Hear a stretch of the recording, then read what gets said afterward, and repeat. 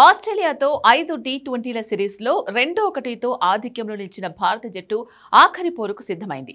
శనివారం బ్రిస్బేన్ వేదికగా జరిగే మ్యాచ్లో గెలిచి సిరీస్ కైవసం చేసుకునేందుకు ఎదురుచూస్తోంది. మరోవైపు యాషెస్ సిరీస్ నేపథ్యంలో సీనియర్లు దూరమైన వేళ యువ ప్లేయర్లతో ఆడుతున్న ఆసీస్ సిరీస్ సమం చేయడంపై కన్నేసింది. టీ20 ప్రపంచ కప్ 2026 సన్నాహకంలో భాగంగా ఆఖరి మ్యాచ్లను మార్పులు చేసే అవకాశం ఉంది. బ్యాటింగ్ ఆల్రౌండర్ నితీష్ కుమార్ రెడ్డితో పాటు సంజు శాంసన్ను తుది జట్టులోకి తీసుకునే ఛాన్స్ ఉంది.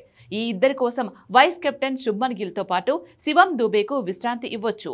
గిల్ జిడ్డు బ్యాటింగ్పై విమర్శలొస్తున్నాయి. 4వ టీ20లో 46 రన్స్ చేసినా వేగంగా ఆడలేకపోయాడు.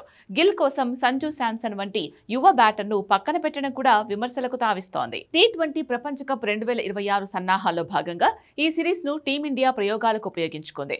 హర్షిత్ రాణా, సంజు శాంసన్, కుల్దీప్ యాదవ్లను తొలి 2 టీ20ల్లో ఆడించగా జట్టు అంచనాలను అందుకోలేకపోయారు. దాంతో 3వ టీ20లో ఈ ముగ్గురిపై వేటు వేసిన గంభీర్, జితేష్ శర్మ, వాషింగ్టన్ సుందర్, అర్షదీప్ సింగ్లకు అవకాశాలు కల్పించింది.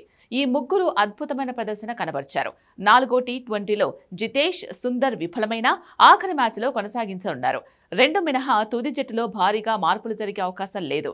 బ్యాటింగ్లో సూర్యకుమార్ యాదవ్, తిలక్ వర్మ సత్తా చాటాల్సి ఉంది. ముఖ్యంగా సూర్య వైఫల్యం విమర్శలకు దారితీస్తోంది. మరోవైపు బౌలింగ్లో బుమ్రా, అర్షదీప్ సింగ్ కొనసాగనున్నారు. అటు ఆల్రౌండర్లు అక్షర్ పటేల్, వాషింగ్టన్ సుందర్ మంచి ఫామ్తో జట్టుకు విజయాలను అందిస్తూ ఉండడంతో వారిని డ్రాప్ చేసే అవకాశం లేదు. ఇదిలా ఉంటే సిరీస్లో 4 టీ20 మ్యాచ్లు ముగిస్తే 2-1తో టీమిండియా ఆధిక్యంలో నిలిచింది. ఇరు జట్ల మధ్య జరిగిన తొలి టీ20 మ్యాచ్ వర్షం కారణంగా రద్దయింది. 2వ టీ20లో ఆస్ట్రేలియా 4 వికెట్ల తేడాతో గెలిస్తే తర్వాత భారత్ వరుసగా 2 విజయాలతో సిరీస్ గెలిచేందుకు అడుగు దూరంలో నిలిచింది.